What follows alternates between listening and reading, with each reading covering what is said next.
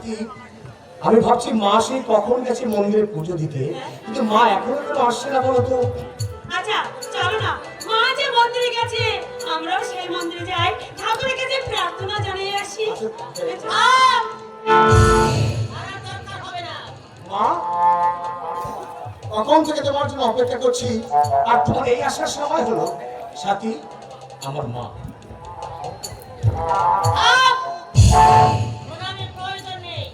কেন মা? আমার অপরাধ?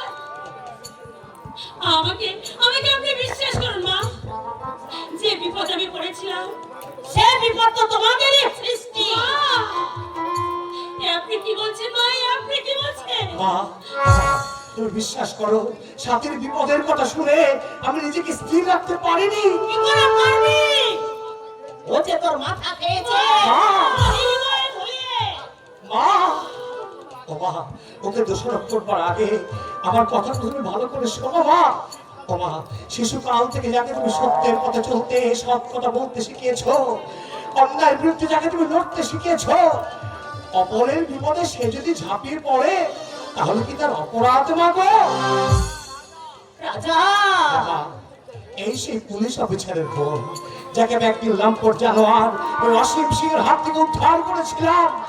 আমি আমার ওই পঞ্চগ্রামে গিয়ে শুনলাম ওই অসীম সিংহ জগের বল্লভ বলে ঘোষালের মন ভুলিয়ে ওই সাথীর গলায় মালা পরিয়ে তার জীবনটা মরুভূমি করে দিতে চাইছে।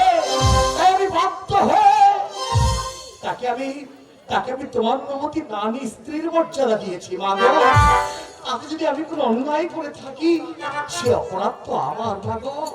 পঞ্চগ্রামের জমিদার জগৎবল্লভ ঘোষালের মেয়েকে তুই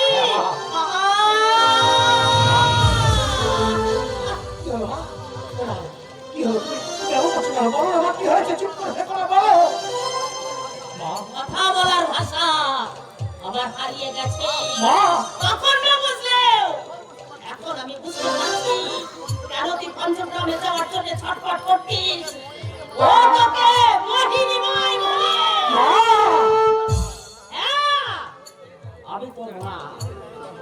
সত্যি যদি তুই আমাকে মা বলে জানিস, সত্যি যদি আমি তোকে 10 মাস 10 দিন গর্ভে ধারণ করে থাকি, বুকে রক্ত খাইয়ে আমি তোকে পৃথিবীর আলো বাতাস দেখিয়ে থাকি, তাহলে আমার আদেশ। কি আদেশ মা?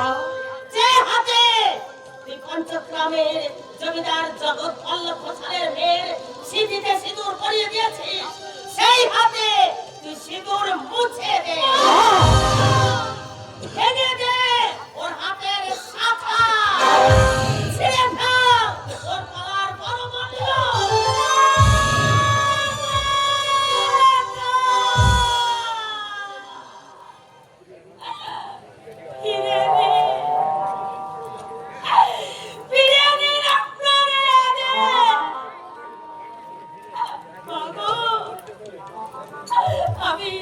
আমি একটু অনাথিনী মা, বড় অনাথিনী।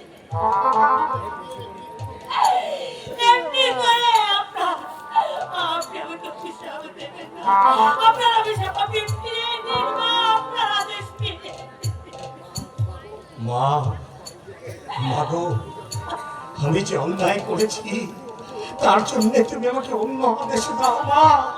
তোমার সমস্ত আদেশ আমি মাথা পেতে পালন করব, কিন্তু মা, ও মা, পাষাণী মা, মা না হয়ে মমতাময়ী মা হয়ে একটিবার ওর মুখের দিকে তাকিয়ে দেখো তো, ওই মুখে কি আছে কোনো পাপের চিহ্ন? অনুমতি আমার মন করবে না, অশ্রুতি আমার মন করবে না। আমি প্রমাণ চাই রাজা। এই জগতে তোর কাছে কে বড়, গর্ভধারিণী মা না জীবনের সঙ্গিনী স্ত্রী?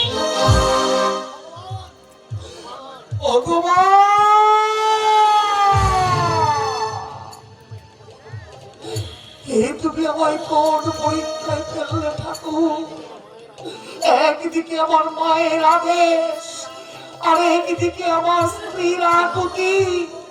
এখন তুমি বলে দাও ঠাকুর, এখন আমি কি করব? তুই মুছে দে। বলো, নিজের রক্তে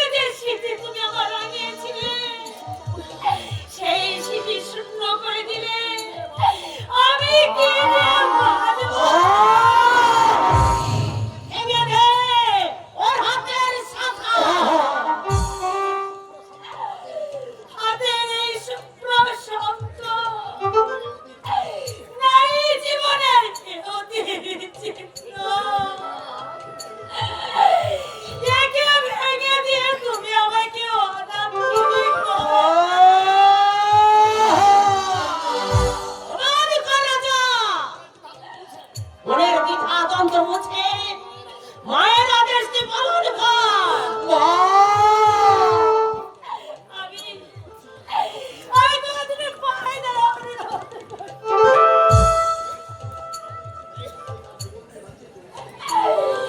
স্ত্রী স্বীকৃতি দিয়ে যার জীবন তুমি বাঁচিয়েছ, তাকে তুমি এমনি করে মৃত্যুর মুখে ঠেলে দিলে না।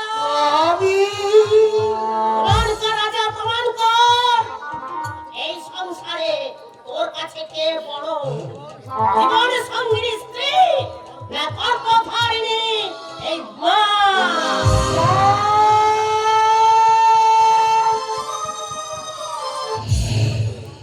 মা, তুমি আমার কাছে বড় মাগো, তুমি আমার কাছে বড়, তুমি আমার সত্য, তুমি আমার